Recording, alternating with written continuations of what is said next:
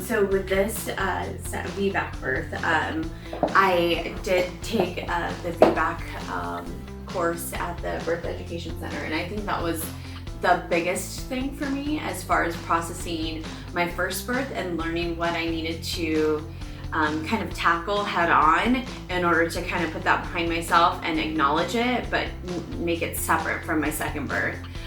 So I think that was the biggest thing. I honestly didn't realize it until I went to the class and I had to talk about my birth. That's when I really realized, like, whoa, I'm hanging on to a lot still. And it was integral for me processing it there. As far as, the other thing that I did that I would say is the second biggest thing is making sure you have the right circle around you, the right provider, the right doula, that your partner is on board and understands what you want and what you'd like to do.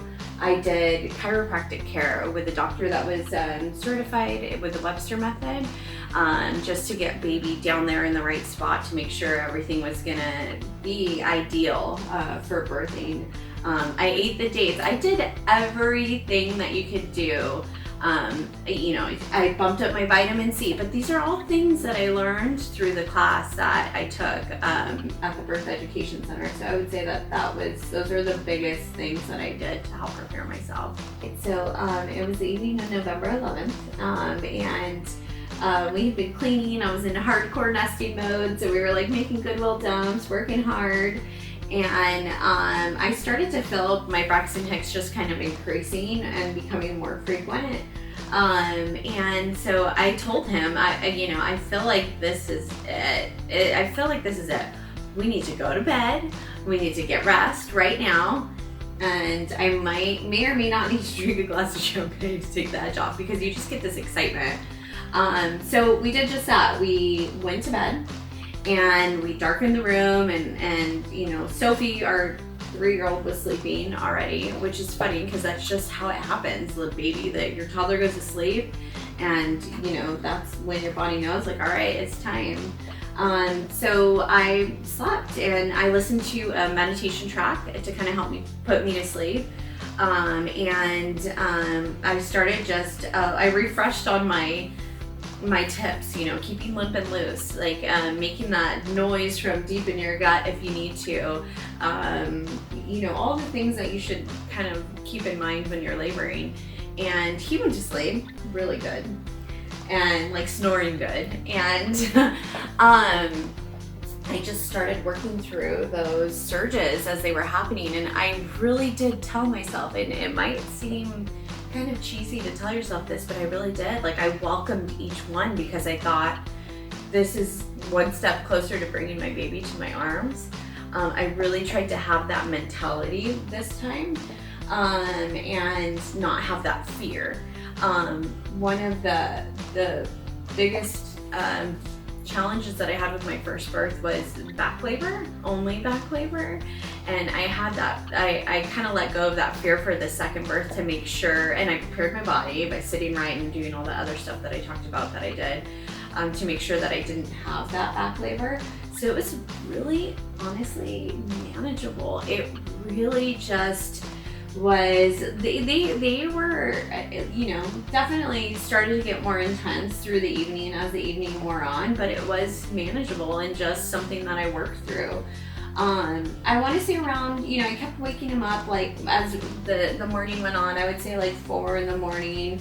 Keep in mind, at this point, I still didn't call my doula because I didn't want to wake her up. Like, I started to, and then I'm like, no, I don't. I want to let her sleep. I'm not even going to give her a heads up, which I should have done. But I didn't want to wake her. So I want to say like 4 in the morning. My surges, I was starting to kind of like moan a little bit louder and get a little bit more vocal, to the point where it actually even woke up our daughter. And she came in the room with me, and she laid in bed next to me, and I'm gonna cry. She held my hand and would talk to me like, "Mommy, are you okay? Are you having another one?" She knew that my surges were coming, and she would rub me while I was doing it. That was the most incredible thing, I would say.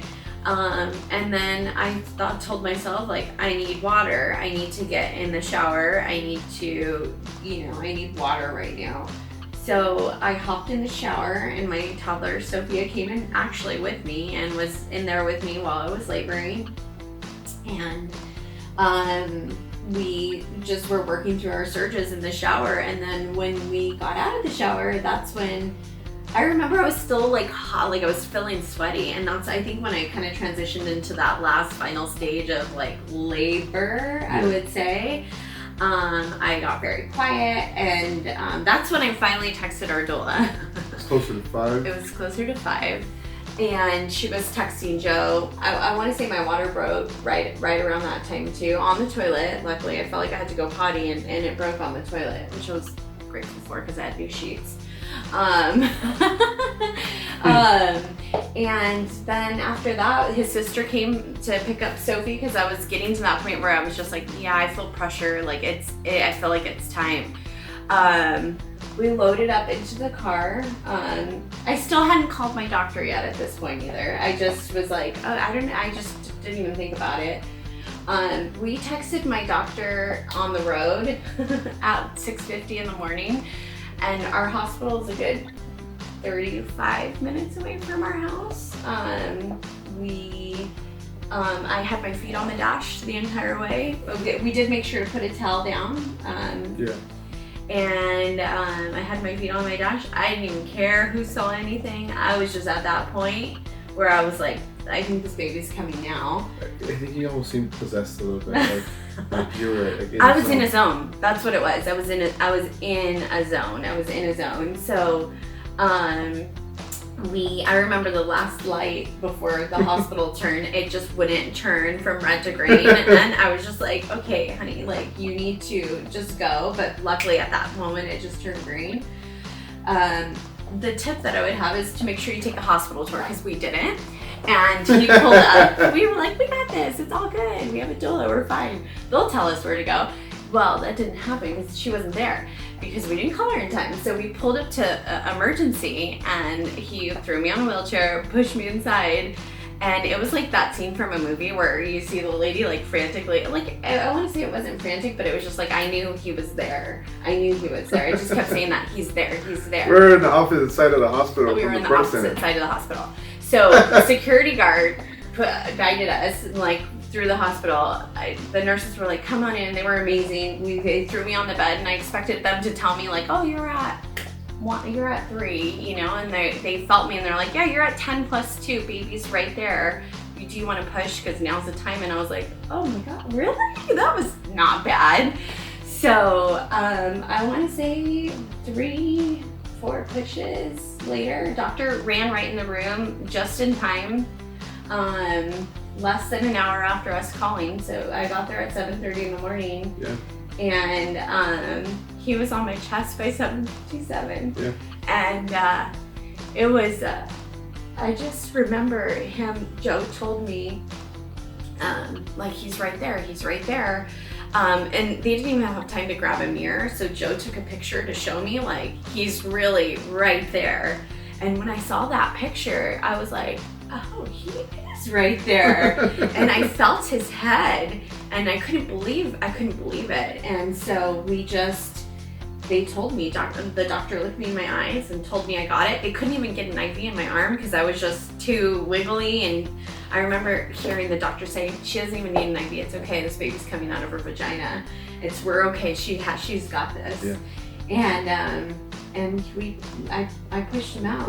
And I did squeal like a pig. Literally, it sounds like a pig. I squealed joy for about a minute and a half, and I want to say it was shock. I want to say relief, but it, like, even that ring of fire that everyone talks about, I didn't feel that. Like, it was not bad. I barely had any kind of tearing. It was more like rug burn.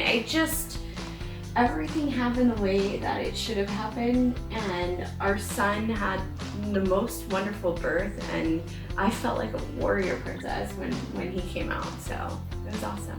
Come up with a plan, and sometimes plans don't always fall that same way you planned them, and if something's changed, just roll with it. You know, just pick up where you're at, and then just, you know, where you have to end up. That never changes. and then just find another way to get there. And it'll happen.